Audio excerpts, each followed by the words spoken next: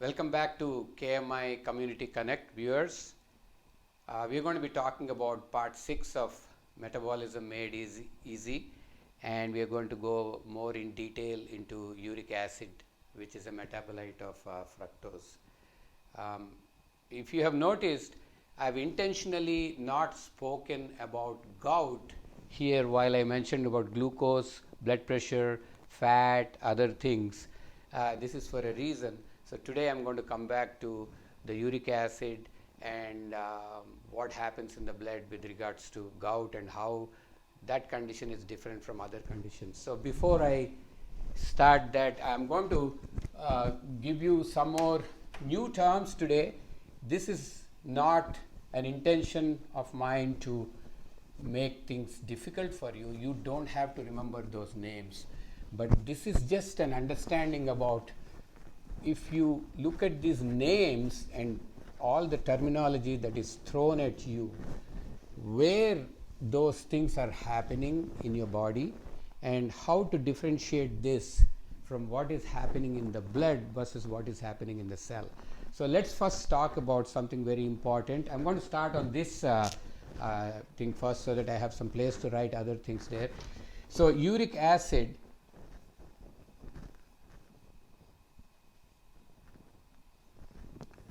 if you have not done this blood test with your physician, or if you have never noticed this, then lots of laboratory studies, the labs say that the normal range, they say that is around less than 7 is normal, lesser or equal to 7.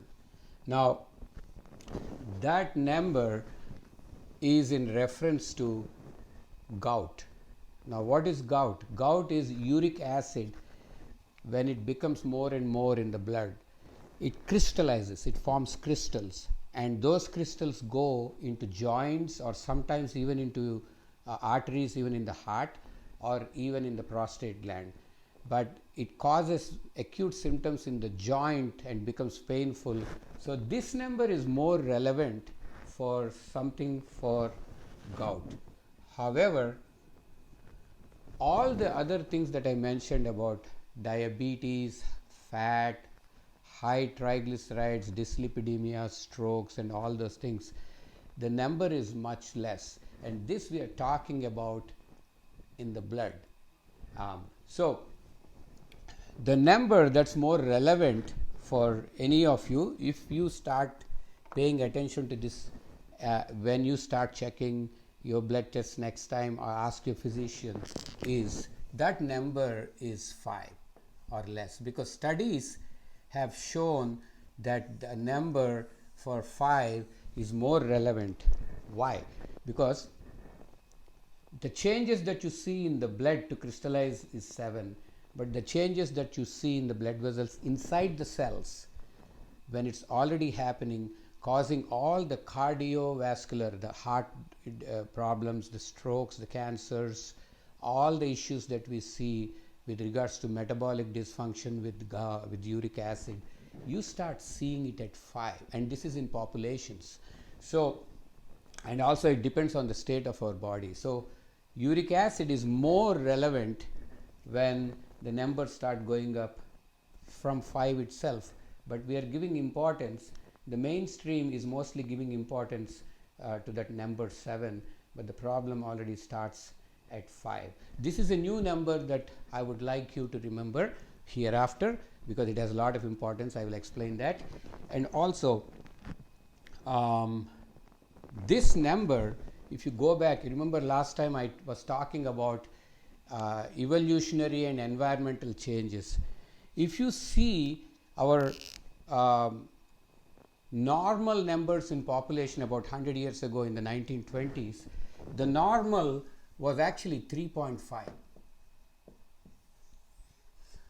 and slowly that has been going up, and this started going up in proportion, in correlation, just tracking. If you put a line about tracking how it keeps increasing, the uric acid is increasing in correlation or in association with increased consumption of fructose.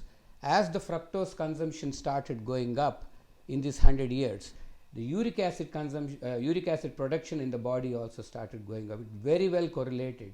So the 3.5 almost has become 5 now for us, because this was our number 100 years ago, and this has exactly started when we started making more of sugary foods and sugar agriculture industry, as well as even in 70s it even took another leap from there of making very sweet sugar, which is very cheap, which is about in 60% of your foods that is packaged in the industry, and that is high fructose corn syrup. Not just the sugar, but high fructose corn syrup. So that is the correlation, and that correlation is also matched with increased risk of cardiovascular disease almost 15%, strokes 30%, cancer risk, increased risk of cancer, and also increased risk of dementia, which is the type 3 diabetes now that they call. And all this is perfectly correlated with increased consumption of fructose or the sugar or high fructose corn syrup, causing all this damage. Now, let me talk about why this is important, because most of the time we are very intrigued with checking what is happening in the blood. Let me write that here. So in the blood, if you check your sugar, or if you check your glucose or triglycerides, or cholesterol, or even uric acid, like we talked about, that is all outside that's happening. That's only the tip of the iceberg, and it's a reflection of what is, it is not exactly a reflection of what is happening inside the cell. So if you take a cell and see what is happening inside the cell, like I said here, a 3.5 or a 5 reflects what is actually happening in the cell, causing all the problems.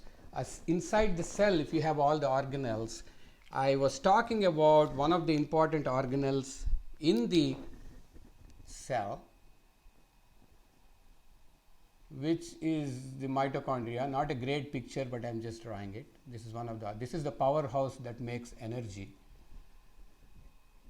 Now this is where the problem is. So most of the changes that are happening even before gout is presented at 5 is because at 5 the cellular changes are already happening. So these are called as subcellular processes. That means not what is seen in the blood, but what is already happening inside the cell. These are called subcellular, or inside the cell. And I'm going to list a few things for you to understand. This is the case for every disease, not just what we are talking here. There are about 8 processes. You don't have to know the names of this. You don't really, my idea is not to confuse you today. But these processes are not, there is no medication for these processes. Your lifestyle works much more powerful than the medications. These are all the causes for chronic metabolic or chronic medical conditions that we name. So what are those processes? You don't have to remember them. It's just for your appreciation that I'm going to write this. My intention is not to confuse you, but you'll start appreciating this later. So what are those subcellular processes? The first one that you must have heard already, I'm going to write here. It's called glycation. Don't worry about the names if they sound unfamiliar or familiar. Please just follow me in terms of these 8 processes. Then the next one is oxidative stress.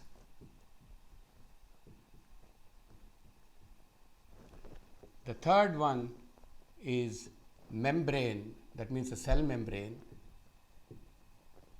Something happening to the membrane here. Instability.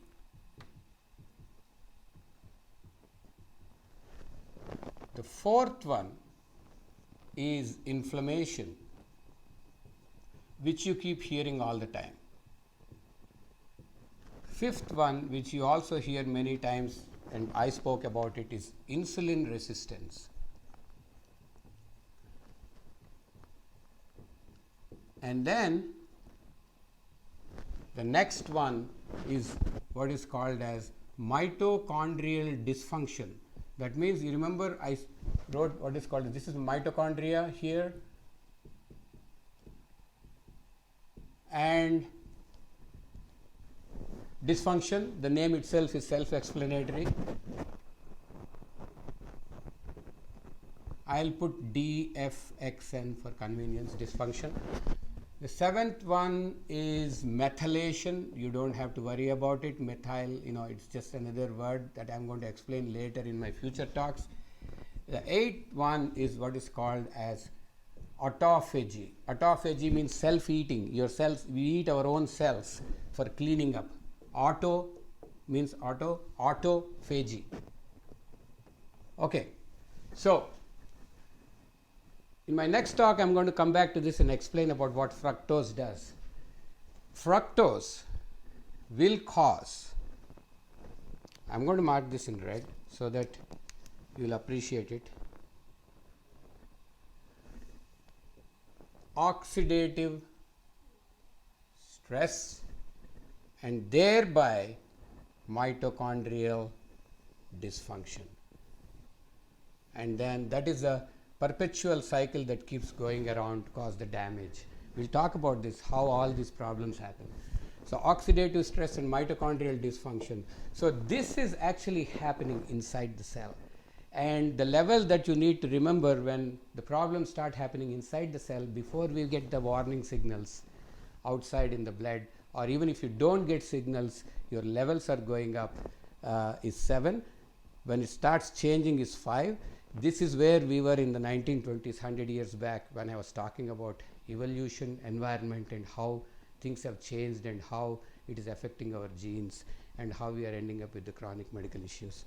So having said that, next time I'm going to go into the details of fructose and some of the reactions that happen. It will be very interesting for you to see how things change and how energy is not produced, but how it depletes energy and gives us a false signal when we eat fructose. To make it very easy and convenient, I hope you don't worry about eating fructose.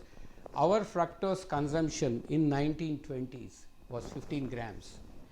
Now it is quadrupled. We are doing 60 grams, and that has perfectly correlated with all the disease. So 15 grams in 1920 as opposed to 60 grams of fructose consumption per day now is a very, very, very phenomenal big change. This is why I was talking about evolution and environmental changes and how it affects our gene. So I'll be coming back and talking to you very soon on Metabolism Made Easy Part 7 with more details. Thank you so much for listening to me, and then I'll be back very soon. Thank you.